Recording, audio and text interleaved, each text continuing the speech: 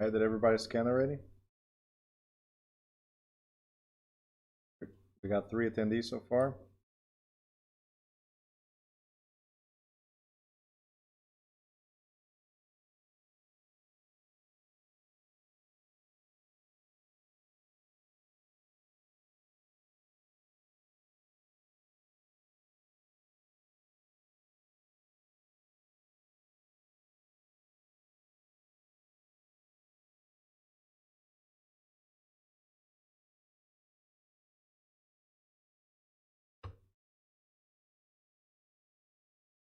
Listen, good morning. More people on YouTube.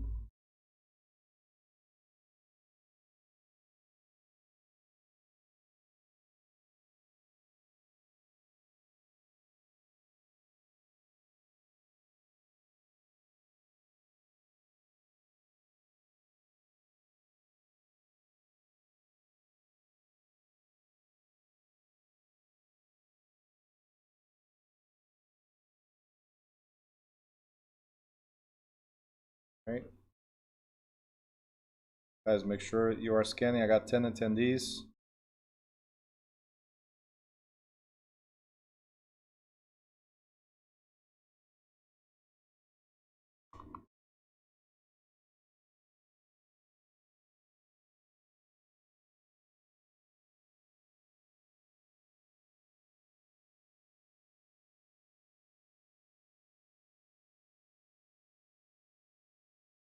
Now that I turn on these lights, you guys can still see? Or turn with this light overhead. But it was either that or the image for people at home was.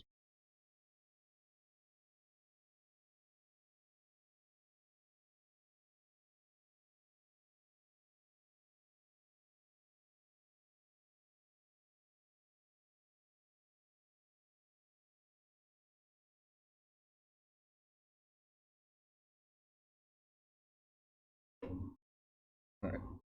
There's still a few people that did not. Sorry. That did not sign in.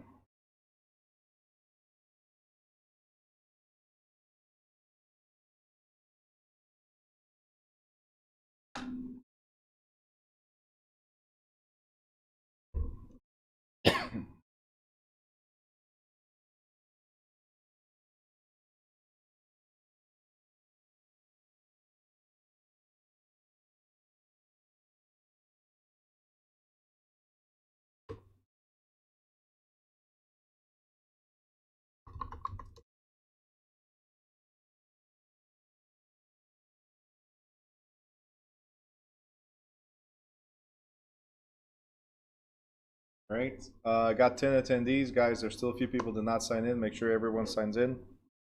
All 3 of you did, right? Good to go. You have to sign in at every single chapter, guys.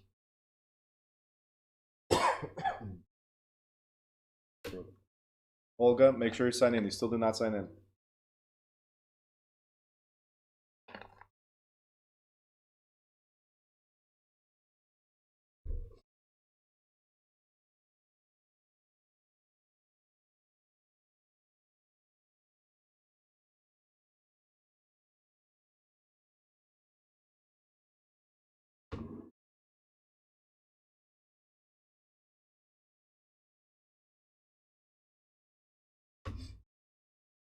Okay, I'm gonna move forward.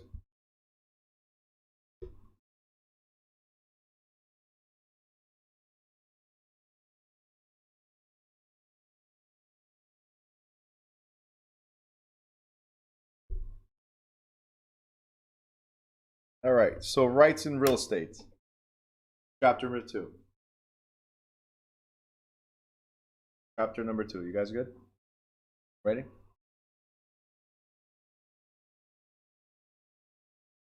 All right, so rights in real estate. We're going to talk about real property as real estate as property, real versus personal property, and regulation of real property interests.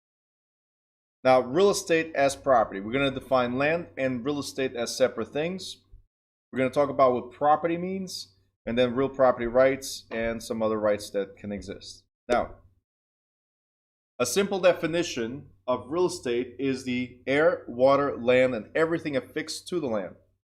Real estate in the United States may be owned privately by individuals and private entities or publicly by government entities. Private ownership rights in this country are not absolute, and the government can impose, as you guys know, taxes and restrictions on private ownership rights, and it can take private property away altogether. We'll talk about that later.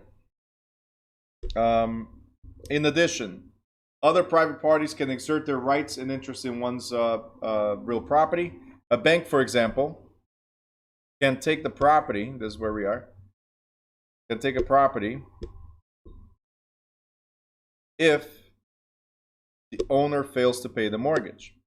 So the bank is not entitled to the property at all unless you default. If you default, they can come and get the property. Now, a neighbor, we're going to learn about this, can claim the rights to walk across one's property whether the owner likes it or not. And this is provided that he or she has done so for a certain number of years. I know it's disappearing, it's just so I show you where I'm reading. Okay, the stuff I need you guys to pay attention to, I will either highlight or I'll put a permanent marker there. Now, in attempting to define real estate, it is essential to understand what rights and interests parties have in a parcel of real estate. And to understand real estate rights and interests, one must first recognize the distinctions between land and real estate and property, and real and personal property. These are different, real and personal property. Let's start with land. You guys notice this is highlighted. If it's highlighted in yellow, means it's tested over and over. If it's highlighted in green, then it's most likely going to be on every single exam that you guys take. All right? So make sure you guys pay extra attention to the highlights. So the concept of land by itself, it's the surface area of the earth. Surface area of the earth, right? So land is where we're standing, right? Surface area of the earth. Everything that's beneath the surface, extending downwards to the center of the earth, right? All natural things attached to it. Notice it says natural, not man-made. Natural things permanently attached to it by nature, right? And all the air on top. So surface, everything below, everything above, right? And natural things attached to it. So those are the things that define land, right? And when we're talking about land, I want you to write raw land. What's the difference between land and raw land? Raw land means everything that's nature only, okay? Nature only. Like a tree, a bush, a rock, a river, nature only. That's your tree. Yep, exactly. So that's the definition of land. So land, therefore, look, this one is in green. Land, therefore, includes minerals beneath the Earth's surface, water on or below the Earth's surface, and the air above the surface. In addition, land includes all plants, as you're asking, attached to the ground and in the ground, such as trees and grass. Okay? Now, a parcel, when you see the word parcel or tract of land, is a portion of land. So parcel or tract is a portion of land. Okay? And the physical characteristics, I don't know if you guys remember, we saw this in the Quizlet, right? The physical characteristics of land is that it's immobile, indestructible, and heterogeneous. All right? So what does this mean? Well, land is immobile because it cannot be moved. You cannot move land from one place to another, right? You can move dirt, you can remove dirt, right? But the land has its own location, and you can't move it. So land is land. You cannot transport it to another place. It's fixed. land is indestructible, because for you to remove land, as a definition that we just read before, for you to remove land, you have to take the slice all the way down to the center of the earth and fill it out. Imagine that you have an apple and you want to take the pit of the apple, right? You have to go all the way to the core and pull it out, right? Can you do that with earth? Can we do that with a piece of land that you own? Cannot. So it's indestructible. You can again remove land, but you cannot destroy land. Okay? And not homogeneous, as we were saying before, because there's no two parcels of land exactly the same. So there's no portions of land exactly the same. So if I have two pieces of land,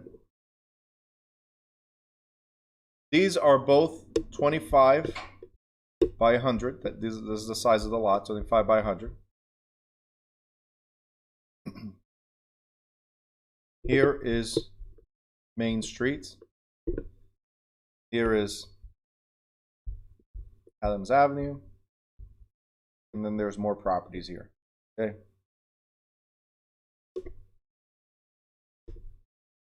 What is the difference between property A and property B? Aren't they the same? 25 by 100, both of them? Aren't they exactly the same? You're shaking your head, Lynn. Why?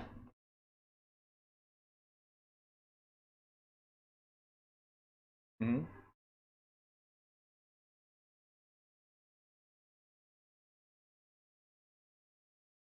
Correct. So its unique location gives it unique characteristics, right? Like Lula wrote on the Zoom chat. Its unique location gives it unique characteristics. All right. Just because the lots are exactly the same, I could have the same house built on it, right? Same structure, 2-family, 3-bedroom, 2-bath per unit, right? It could be the same contractor, same architect, same exact design, but because they have different locations, they have unique characteristics. Okay, so that's one of the things that makes land non-homogeneous, as we said before, right? Because they may be very similar and even have the same or similar economic value, but they're different because each parcel has a unique location. Okay, location is key. All right, next, the legal concept of real estate. We're talking about real estate now. We're not talking about land. What's the difference between real estate and land? Well, real estate includes land, right? But then there's something else to it. For it to be considered real estate, it also must have man-made structures. We're not talking about natural structures. We're talking about man-made structures. So we have raw land, right, as we defined before, plus man-made structures that are permanently attached to the land. So you have to think about it this way. As soon as you add pipes for water or sewer or gas, right? The moment you touched the raw land and changed it, it's no longer land by itself. It's now real estate. Why do we call it real estate? What's the difference? First question is, what does the word estate mean? Who can tell me? Estate. We have real estate, but what does the word estate mean? Anybody?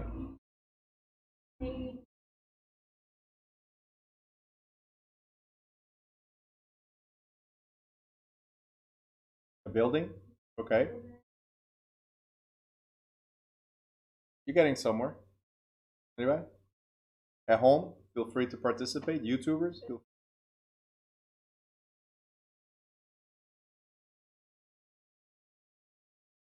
okay, so estate means some additions done on land. Okay. What about when we have an estate sale? Because I'm just asking about the word estate. If we have an estate sale, that means somebody died, right? So we're selling the assets of the deceased person. So estate by itself, thank you, Lula, yes, means assets. Means ownership and possession. Ownership and possession. Okay? So when we talk about the word estate, means you own it. And you have the right of possessions of that asset that you own, right? So when we talk about real estate, is real property ownership. And if you think about it, what I'm trying to get at with this is very simple. Would you go to any land, look right here on the screen, would you go to any land and start building what you were saying, build something on it?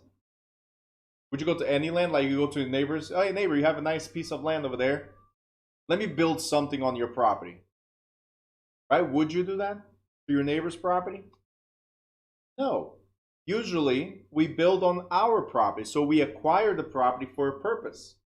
So that becomes our asset. Therefore, real estate, or real asset, or real property ownership. You guys understand? So the word estate means assets, something we own and have the right of possession. Okay? This is personal property right here. We're going to talk about it later. It's personal property. It's the mouse, right? This is part of my estate because I own it. I have possession of it. Okay? So when you see real estate, that means it's land by itself and man-made improvements. We added stuff to it, right? You can see it over there. But we added stuff to it. We're not going to add on somebody else's property. We're going to add on our properties. We buy with the intent of doing these improvements to the land. Okay? So real estate therefore includes, in addition to the land, such things as fences, streets, buildings, wells, sewers, sidewalks, and piers. And such man-made structures attached to the land are called improvements. So every time I ask you guys from now on, every time I ask about improvements, I know some of you later on are going to tell me, oh, I just did a new bathroom in my house. That's an improvement. No. Everything that goes to the land is an improvement. So the building itself already is an improvement. You adding a bathroom or revamping a bathroom is improving the improvement. Making the improvement better, because the improvement itself is the building. Anything that's permanently attached to the land, right, that's added to the land, is called an improvement. So again, sewers, right, the wells, sidewalks, piers, streets, fences, buildings, everything that's added to the raw land is considered improvement. Okay? So when I ask you again, what is an improvement to the land? You got to give me stuff like the building, sewer, the garage, the pool. Those are things that are added to the land and it was not there. It was not nature. Right? Anything that's, again, man-made or human-made, right? So in the state exam, if there's a human touch to it, it's considered real estate. In the state exam, if it does not describe anything that's human, that has a human touch to it, it's considered land, as you see right here, right? Considered land. Okay? Real estate, look at the difference. There's man-made attachments. So the property, right there is the sewer, the water. Then we're going to have a pool right here, right? We're going to decide to put a garage. Anything that's added is called real estate now, because it has the attachments or improvements. Attachments or improvements. We're good? Thumbs up? Guys at home? Thumbs up? Here it's easy, but over there I need to. All right. If you have questions, always ask. Stop me, please. Okay, so in common understanding, property, right? Property is something that is owned by someone. Owned by someone. That's why we have the word real estate. From a technical standpoint, property is not the only item that is owned, but also a set of rights to the item enjoyed by the owner. And these rights are commonly known as bundle of rights. So when you purchase property, you have certain rights to the property.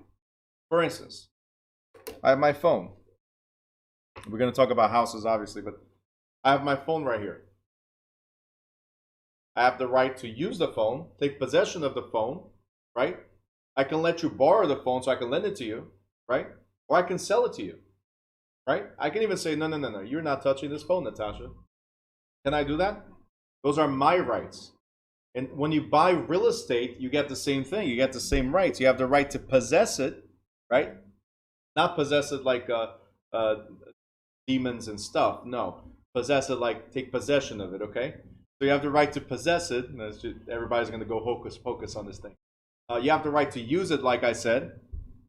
You have the right to exclude. I said, Natasha, no, you're not touching this phone, right? I have the right to transfer. So, Simi, you want it, right? Right to transfer. I'll transfer to you. And I have the right to encumber. What does it mean to encumber?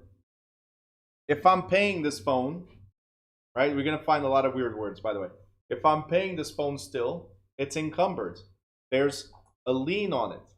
I cannot sell, and I don't know if you guys ever tried or have heard of this, but as of 2 years ago, every phone or almost every phone that you want to transfer from one network to another, but it's not yet paid, lock it.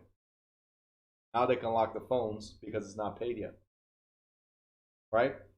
Back in the day, it was easy. You buy a phone from one network, you switch to another, and who cares? Right? Keep moving. Bad record on your credit, but at least you got a $1,200 phone. You're happy. Right? Free. I'm not saying you guys did that. But anyway, the point is, it's encumbered because there's a lien and it stops you from doing something. We're going to talk about encumbrances in a different chapter. More in detail, at least. So these are the rights you have. In owning property, one has the right to possess and use it as the law allows. The owner has the right to transfer the ownership of the item, to sell, rent, donate, assign, and bequeath. Bequeath means to leave it in the will to somebody as your legacy. The owner may also encumber the item by mortgaging it as a collateral for the debt. And finally, the owner has the right to exclude others from use of the item. In the example of the car, when Bill Brown bought the car became his property. He owned the car itself. At the same time, he also acquired the legal rights to transfer, use, encumber, exclude, and possess the car, as I said. Now we're going to classify property. How do we classify property? We either have real property or we have fake property. Is that what it says? Oh, personal, that's what it says. Not fake. Okay. What is the difference between real property and personal property? The difference between them. Very simple. Real property is the ownership of real estate. The real property has to do with owning real estate. Okay? So when you own real property, you have rights to, or the bundle of rights to real estate. Personal property is ownership of anything that's not real estate. It's easy. It's the opposite. Right? And the rights associated with owning personal property item and items of personal property, it's called chattels or personalty. So one of the things that's not here, and I'm going to, in this book, but I want to point out, is that personal property, it's movable. Okay? Personal property is movable. Real property, movable. Okay, for instance, here's my phone. Here's a remote. Here's the pen. Here's the mouse. All these are items of personal property. If you have a car, personal property. Why? Because the car is movable, right? The car is movable, hopefully. Right? You turn on that key and hopefully, it turns on and moves, right? And that's what you have to remember. When we talk about personal property, it's anything that's movable. It's personal. Real property, fixed, can't be moved. Can we move the wall? No, we can remove it, but can we move it? It doesn't go anywhere, right? Doesn't matter what I do. All these items, movable, right? So personal property, movable, real property, immovable. Now, items of personal property are also called chattels or personality, right? I want you to associate chattels with cattle. Does anybody know what cattle means? Livestock? Not Woodstock? Different type of stock. Okay. So what is livestock? What is livestock? What type of animal? The farm animals? Chickens? No? You know, you guys can also answer, right? I'm not just addressing the ones here. Adriana goes like a group of cows. Just sound like a band or something. That's I was right about Woodstock. A group of cows. It's a bundle of cows, yes. So a group or bundle of cows. And Adriana, since you're the one that answered, can you tell me what sound do cows make? Just type it. What sound do cows make?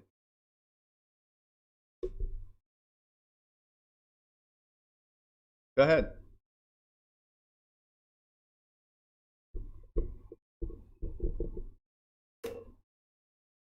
Moo, right? That's it. So chattels, think of cattle because it's movable. All right? It moves. Chattel, cattle, moves. Adriana corrected herself. She wrote moo with U. Yes, so in English it would have been a mew, the way you wrote. Yeah, but no, it's moo. Big difference. It's the difference between a crazy cow and a normal cow.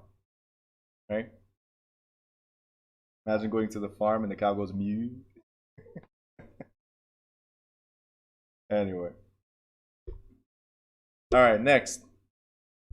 You guys good with this? You understand the difference between real property and personal property so far? A thumbs up. All right, good. Now, there's tangible and intangible.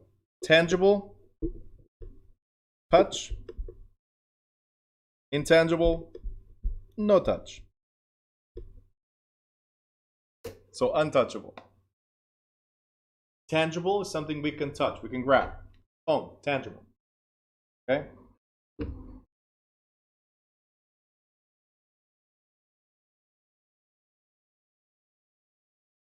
So let's look at tangible properties. Real property is tangible because we can touch it, right? So all types of real property are tangible. Personal property, some stuff is tangible. Boat, car, jewelry, phone, the computer, the mouse, the pen, the remote, right? These are tangible. Intangible. Stock certificate, contracts, or patents. And you're probably thinking, well, the paper you can touch. Yes, but the paper just simply means that you own something, but it's not the thing itself. You own something. You have a certificate to stock. What is stock? Something you cannot touch. Does that make sense? What is a contract? It's a contract to do something or to buy something or whatever, but it's not the contract itself that is the item. What is a patent? A patent is a certification of something you came up with, right? Like a registered trademark, for instance, but it's not something you can touch. So these are intangible items because you cannot touch them. You can touch the paper that represents the items, but not the items themselves. Okay? You guys understand the difference? Tangible, intangible? Yes? Yes? Yes? All right, everybody at home, give me a number 1 on the Zoom chat. Number 1 if you understood what I said.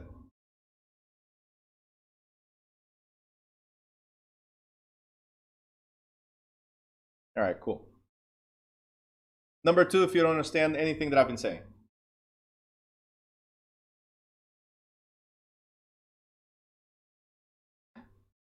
All right, I think we're safe.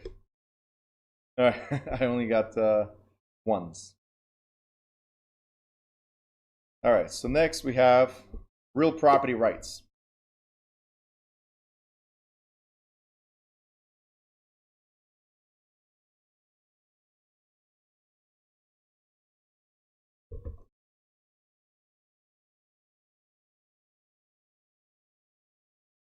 Real property rights.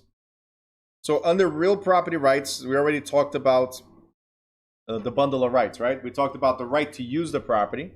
It refers to the right to use it in certain ways, such as mining, cultivating, landscaping, raising, building on the property. But the right that you have is subject to limitations of local zoning and legality of use. So you can do whatever you want with the property as long as it's for legal purposes. Something that does not go against public policy, right? And as it says next, it does not infringe on the rights of others. So as long as you're not hurting someone by the actions that you're taking with your property, right, you can do whatever you want. Why is this important? Because if you own property that's by the water, then you're thinking, well, I can put a factory here. I can manufacture because now I have the water, right? I don't need electrical. The water can do everything, for instance. But where are you going to dump the stuff that your factory builds or manufactures?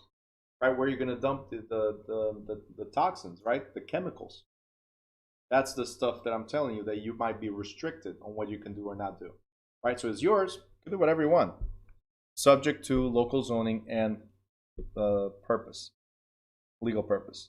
The next we have is the right to transfer interests in the property. So you have the right to sell, bequeath, which I already told you is leave it as inheritance, to lease, donate, or assign the ownership of interest. You can do whatever you want. It's yours.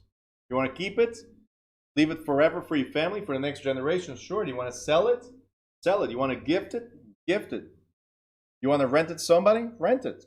You have the right to do so, right?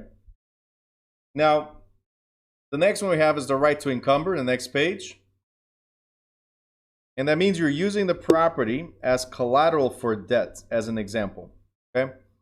There's more examples of encumbrance, not just mortgage, but mortgage is the most common one. When you finance something, you're encumbering your property, therefore using your property as collateral. I'm going to write several times this word. Encumber means cloud. Encumber means cloud. Not clout. Cloud. Cloud. I'm going to write it down. You thought cloud power? That's what it is? No. Why did I put it? I'll explain.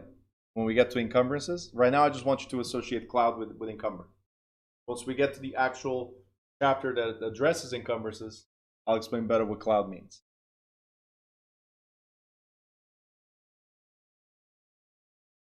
Okay. For now, just think about encumber equals cloud, cloud equals encumber. But we have a section of the chapter that addresses encumbrances only. Right? The next is exclude, the right to exclude. So I can keep certain people out. That's what it is. Keep certain people out. Now, the bundle of rights also applies separately to the individual components of real estate. So the air, the surface, and the subsurface. So an owner can, for example, transfer subsurface rights without transferring the air rights. Similar, an owner can rent airspace without encumbering surface or subsurface rights. So what we're trying to say is you have all these rights on your property and you can sell them or lease them separately. So you want somebody to drill for oil on your property? You can sell their rights to the oil company. They can drill for oil and any oil found belongs to them. You sold it. Made some money for somebody attempting to find money on your oil on your property. Okay? Did you lose the ownership of your land? No. These are sold separate. So we talked about surface, we talked about subsurface, right? Anything below and anything above can be sold separately. Everything separately. Okay? Let's go to subsurface rights. I'm sorry, surface rights. So surface rights apply to the real estate contained within the surface boundaries of the parcel. This includes the ground, all natural things affixed to the ground, and all improvements. Surface rights also include water rights. So let's say I have 10 acres of land, but I'm not a farmer. 10 acres of land, but I'm not a farmer, right? So can I sell the rights or lease the rights for a farmer to farm? I can. Did I lose the rights to the 10 acres? No, I just sold them independently. But I'm still owner of the land. I sold the right to use the land, but not the land itself. You guys got it? Air rights is the same thing. So air rights, it's imaginary lines. So there's this guy right here, and then here's me. Right? Property A, property B. Now, before property B was able to build such a high building, right, tall building right there, before they did this, they went to property A and said, hey, property A, I'm going to build a really, really, really tall building. But I need you to be really, really, really small next to me. Right? How do we do this? We pay A, right, to stay below a certain height. So A, if you want to build, if you want to improve your property, you can, but no more than, let's say, 100 feet. That's it. That's your limit. 100 feet and above, these air rights were purchased by B, so they belong to B. So if you guys go to New York, you guys see these buildings, skyscrapers, right?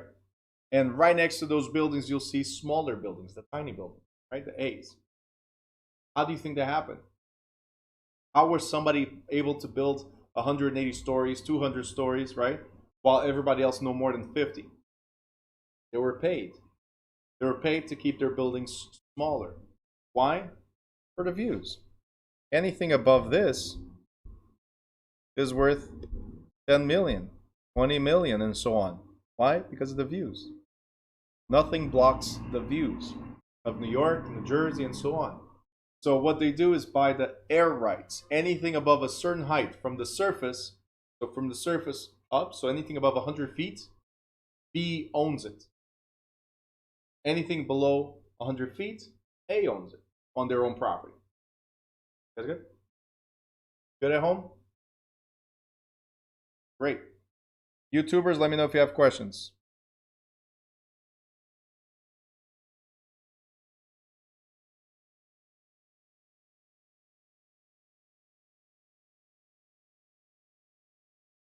All right, next we have subsurface. So subsurface rights, these are also called, mineral. We're going to have it highlighted again later. All right, you guys, hold on.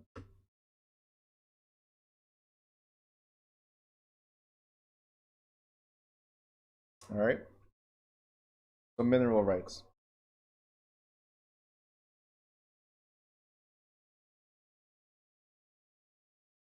I just noticed that I froze on Zoom, and they don't even say anything. Well, if he doesn't notice, we don't say. Keep on going. Terrible. All right. So subsurface or mineral rights apply to the land beneath the surface. Lula, don't defend anybody. Like, she's like, oh, there's only 2 seconds that you were froze. Like, no. Still. Give me a heads up right away. Hey, Bruno, you're frozen. Anything below the surface. So notable subsurface rights are the rights to extract mineral and gas deposits and subsurface water from the water tables. Anything below the surface, they're the most common rights. Water rights basically concerns the rights to own, so water rights basically concerns the right to own and use water found in lakes, streams, rivers, and the ocean. In addition, they also determine where the parcel boundaries can be fixed with respect to adjoining bodies of water. And what water rights does an owner of a property that contains or adjoins a body of water enjoy? The transfer depends on 3 variables. Does the state control the water? Is the water moving? Or is it navigable? So for you to know if you have rights to the water, if you can sell the rights independently, you need to ask yourself these 3 questions. How do we know if the state owns? That's called Doctrine of prior appropriation. So state controlled or owned. So if you see in the state exam doctrine of prior appropriation, that means the state controls your water rights. State controls your water rights. But not all states have that. So since the water is a necessary resource necessary for survival, some states, particularly those where water is scarce, where there's not too much water, have taken the legal position that the state owns and controls all bodies of water. Called the doctrine of prior appropriation, this position requires the property owners to obtain permits for use of the property. If a proposed usage is reasonable and beneficial, the state will grant a permit, which over time can attach the property to the property of the permit holder. If a state does not operate on the prior appropriation, it operates under the common law doctrine of littoral and riparian rights. So littoral and riparian rights. Okay? What is littoral? Littoral has to do with lakes and seas.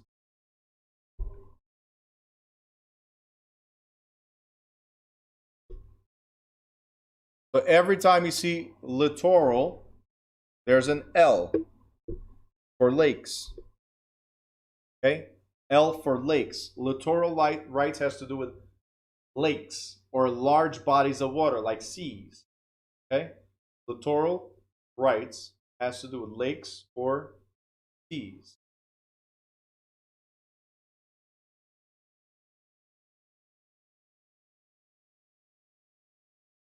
Okay? Riparian rights, they're easy. So littoral rights has to do with non-moving water. Riparian rights, we're going to go to riparian, then we'll come back to the image. Go to the next page, riparian. Has to do with streams or rivers. So R for riparian, R for rivers. So littoral, non-moving water, so lakes or large bodies of water. Riparian, as we have here, riparian is for anything that has a stream or a current, right? So if it has a stream, like a river does, then it's a riparian right that you have. Okay? Both of these are rights to the water. What you can and cannot do with the water. Both of these refer to the rights to the water. Okay, so let's go back up real quick. And let's look at the image. So figure 2.4 or exhibit 2.4, the previous page says littoral rights, right? And if you guys notice, here's your property. Right? Here's your property. This is the surface. And your surface ends right here. What is this mark? Is the high water mark. Okay? Zoom in. That's a high water mark. So there's high tides, low tides, right? Whatever the water touches at the highest level, so the high tide, that's where your land stops when it comes to oceans, seas, and lakes. Your land stops right there. So you do not own anything beyond this. Your right was until this little piece right here. Okay? If we go to riparian rights, that's a little different. Riparian rights, we have navigable, then we have non-navigable. And that's what we'll distinguish if we have rights to the water or not. Navigable or not navigable. So let's look at navigable. The very first figure says, this is the river, right? And it's navigable because commercial boats can go through. Okay, that's what it is. Commercial boats can go through. So if it's navigable, your property ends right here. You have no rights to the water.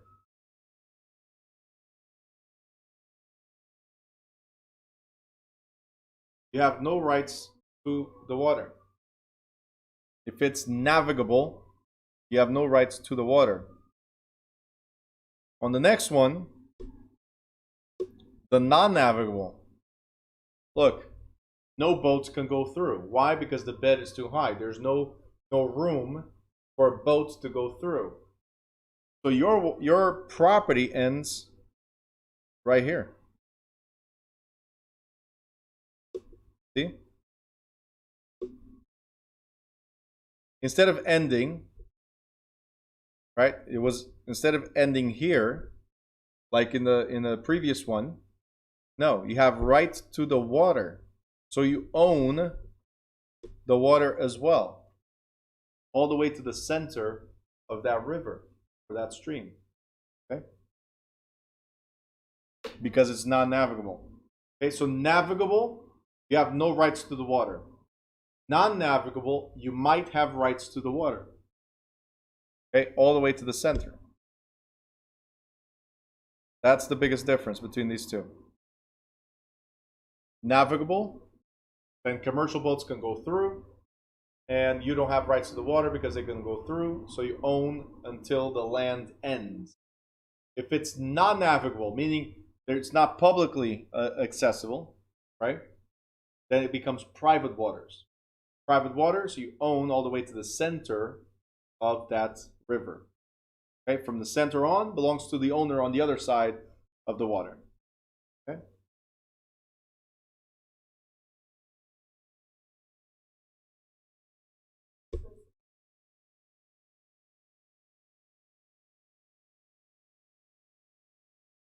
So they have littoral because it's a lake, large bodies of water. They have littoral rights. They might be able to use the lake or a portion of the lake for their own personal use. If it's an artificial lake, usually what happens is they created the lakes for the community owns it. So the properties that are close to it might not have rights at all. Those are the things you need to find out. You might have rights, you might not. Okay, but those are littoral rights. If it's lake, it's littoral. Like if you go to Poconos, they have 2 lakes there. There's a really large lake and then there's a smaller one. These are all artificial lakes created. Okay, the community has rights to the lake, to use the lake, but not the immediate rights to the property that's attached to the lake. So if you have a property there, the only thing you can do is park your jet ski, for instance, if you have one, but that's it. You have no other rights to the lake. Like immediate rights. You can use it common with everybody else. You don't have you cannot block anybody from coming into your space because it's not your space, right? So you need to understand what rights you have in the property. How do you figure that out? Well, surveys, city, you can always figure how you have the rights. Okay.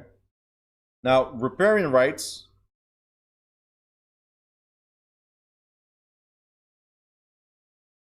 Riparian rights to use the flowing water are subject to conditions that the usage is reasonable and does not infringe on the riparian rights of the others, like I was just saying for the lakes as well. The usage does not pollute the water, and the usage does not impede or alter the course or the flow of the water. So you cannot put a dam, right? You cannot block the water from going through. Okay. Next, we have real property versus personal property. So you guys already know what real property is, right? The house, the land, right? Now, what is personal property again? Your car, for instance. So something that's a personal item that's movable, okay? So let's figure out the difference in real estate, because inside your house, you can have personal property too, right? Like your bed, for instance, is personal property. Okay. Now, in conveying or transferring real property, it is vitally important to recognize the distinctions between personal property and real property that can be conveyed. Why do we need to know the difference between these two? Why do we need to know? Very simple. Because when you're selling the property, the buyer must be aware of what goes with the house and what doesn't, right? A lot of people think what you see is what you get, meaning what you see in the listing is what you get. Not always, because again, as I always say, in the pictures of the listing, there's beds, there's clothes, there's furniture. Sometimes there's kids, right? You don't get the kids in the transfer unless the parents are, willing to let go of them as well, right? Everything has a price, right? Isn't that what people say? So you need to know exactly what's being transferred. Sebastian, you're nodding your head like your mom would just sell you like that. Anyway. All right, confusion can arise because items of property may be either personal property or real property depending on the circumstances. Now, the primary criteria for distinguishing real from personal property is whether the item is permanently attached to the land or to structures attached to the land. For example, a tree growing in one's yard is an item of real property. However, when the owner cuts the tree down, it becomes personal property. So let's think about it this way, real quick. If I have something that's attached to the property, it's real property. The moment I sever or cut or detach it from the property, because it's now movable, it's personal property, right? And the opposite is also true. If I buy stuff, let's say there's this wall right here, okay? For this wall to exist, I went to Home Depot, as an example, right? Home Depot, Lowe's, whatever hardware store. I went there and I bought the sheetrock, I bought the 2x4s, I bought the paint, right? The nails, everything that's here, the electrical wire, everything that's here, I bought it as personal items, right? Because when we left Home Depot, we came out with a receipt, which is called a bill of sale, that itemized the items that I'm now carrying all the way here. I put it on the floor. They're still personal items. They're still personal property. But the moment I put it up and became fixed, attached to the property, it became what? Real property. Okay? So personal property can convert to real property, and real property can convert to personal property. The difference is whether it's attached, permanently attached to the property, or not. You got it? Yes? So what are the walls considered? Real property. Okay? What is the sheetrock, the 2x4s, the paint and everything considered before I put it up? Personal property. Very good. If I cut a tree, what is it called? No, it's a cut tree. But just messing with you. Yes, personal property. Personal property. Very good. Now, while the attachment criteria is pivotal to distinguishing between real and personal property, there are other tests to be applied. In addition, the attachment rule is subject to exceptions. A personal property item that has been converted to real property by attachment is called a fixture. For instance, chandeliers, toilets, water pumps, septic tanks, and window shutters. These are attached, but they're not part of the property. Okay? Here's what I want you to think when it comes to fixtures. The property itself is the structure. So it's the land, is land, and then we put the building up. The building, those four walls, that's the property. Okay? Think about it that way. Anything that's attached to it, but not part of it, is a fixture. So if you have kitchen cabinets, are the kitchen cabinets part of the property? No, they were fixed or attached to the property, but they are removable, right? They're easily removable. They can be easily replaced. So they are fixtures. Real property, fixtures, okay? Because while they're attached, they're fixtures. The light fixtures, they're not part of the property, but they were added to it, okay? Plumbing fixtures, they're not part of the property, but they were added to it. So much that they became fixed.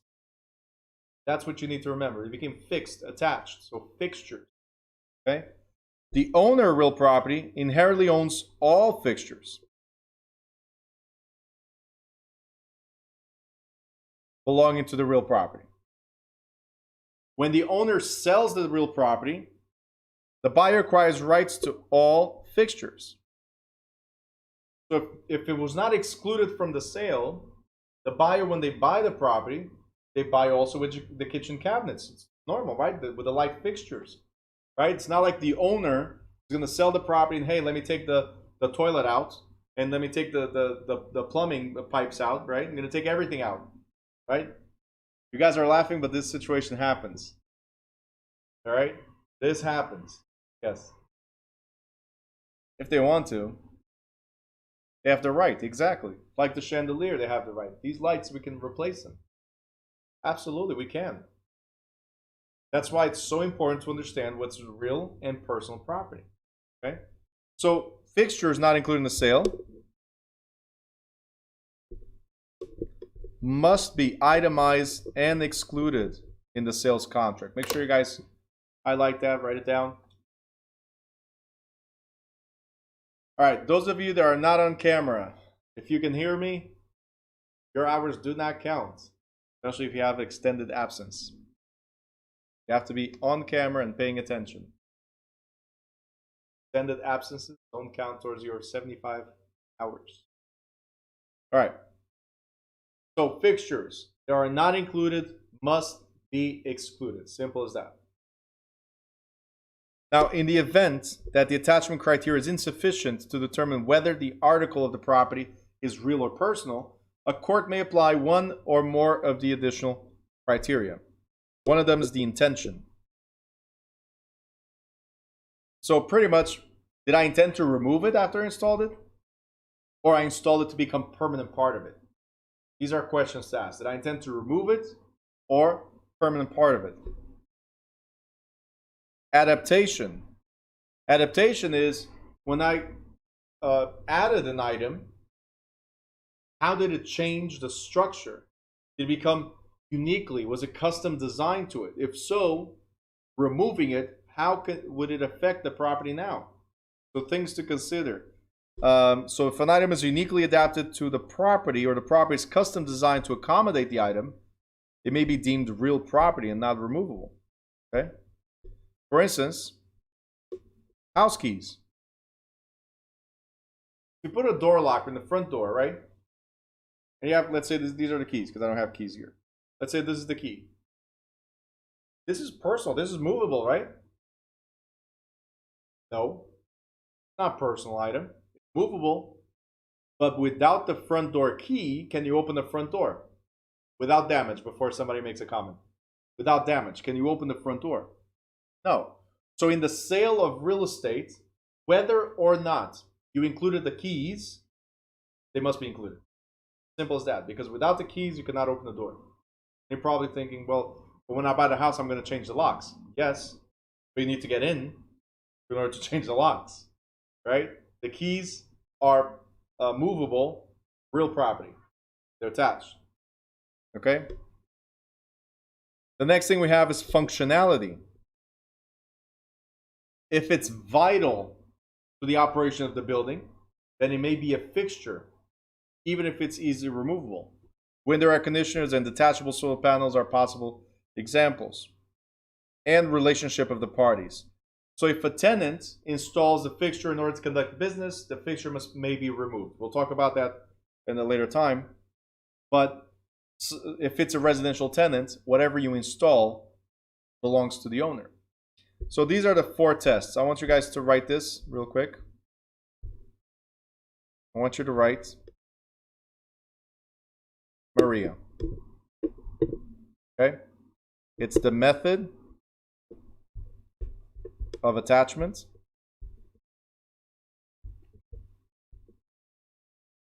It's the relationship of the parties, the intention, and the adaptation. Okay, so Maria, these are the 4 tests: method of attachment, relationship.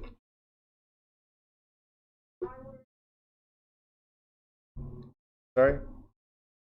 You're trying to tell me you don't understand my handwriting? You're going to insult me on day 1? I'm a lefty. This is a tablet. Deal with it. I'm just messing with you. Method of attachment, relationship, intention, and adaptation. 4 methods to define what's a fixture and what is not a fixture. Okay? So method of attachment.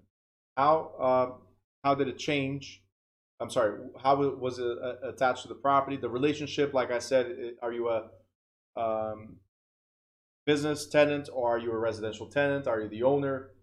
Relationship of the parties. The intention, the person that installed it, did they intend to remove it later? And the adaptation, how did it change the building, right? Can it be removed without damaging the value of the building, right? So these are the 4 methods. So in different words, it's the intention, adaptation, functionality, and relationship of the party, okay? Obviously, every sale or lease provision should explain exactly what the fixture is. Is it removable or not? It should be in the lease. It should be in the sales contract, right? Unless otherwise stated as exceptions, all fixtures are included in the sale.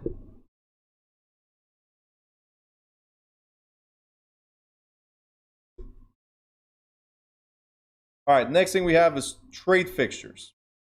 Every time you see trade, I want you to think of business. If it's a trade fixture, then these are things that are installed to conduct business. Guys, where we are right now, you guys cannot see it, but where we are right now, we have 3 TVs on the wall. There's a TV where you guys are for me, right where I see you. And there's 2 TVs here where they see the book. Whatever you guys see on this tablet, that's what they see, right? These TVs, they were installed for business purposes. I never intended to keep it here so the landlord can enjoy it after. You guys understand? But if it's trade fixtures for the purpose of conducting business, then it's automatically assumed, and this is what you got to remember for state exam, if it's trade fixtures, it's automatically assumed that I'm going to remove it. Okay? Residential fixtures is different. Okay? So at the end of the lease, I can remove it. But if I fail to remove, it becomes property of the landlord. At that point, the fixture is considered real property. Anything you guys do not remove before the lease expires now belongs to the landlord. Can the landlord allow you in the next day to come pick up the rest of the stuff? If they want to. Do they have to? No, you had until the end of the day of whatever your last day on the lease was. You had until the end of the day to come remove it. Simple. All right? There's a good example here. Grocers, food freezers, merchant clothes racks, taverns owner's bar, dairy milking machines, printers printing press, and so on. In the state exam or the school exam, there's a question that asks about the supermarket and the racks are installed, or shelves that are installed in the supermarket. They are bolted to the floor. Are those removable? Are those fixtures, or are they real property? Because it's for conduct of business, they're trade fixtures, therefore removable. Okay, that's what you have to remember. If it's for business, they are removable. All right. We are now on page 25.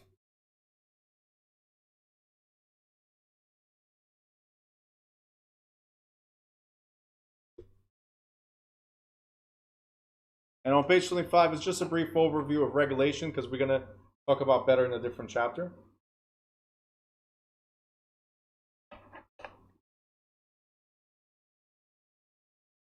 All right. So we're going to talk about regulation of real property interests. If it's regulation, who regulates? Either federal or state or municipalities, right?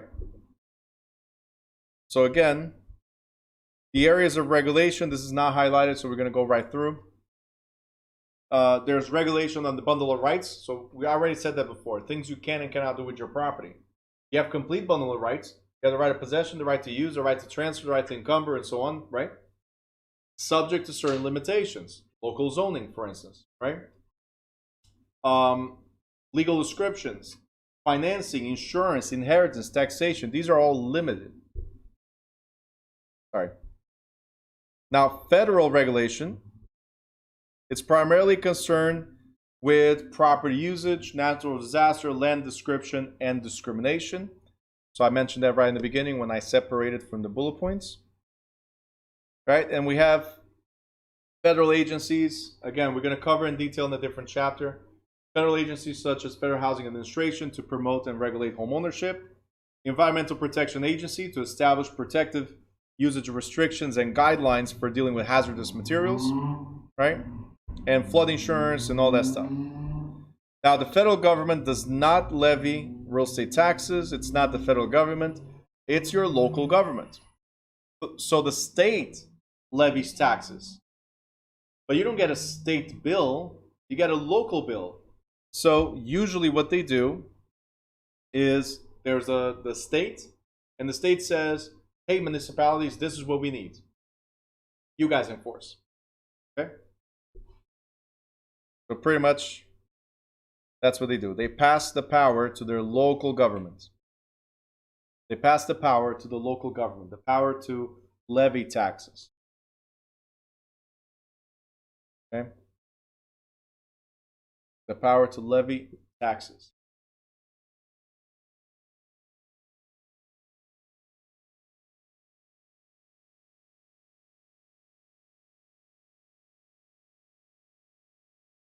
All right.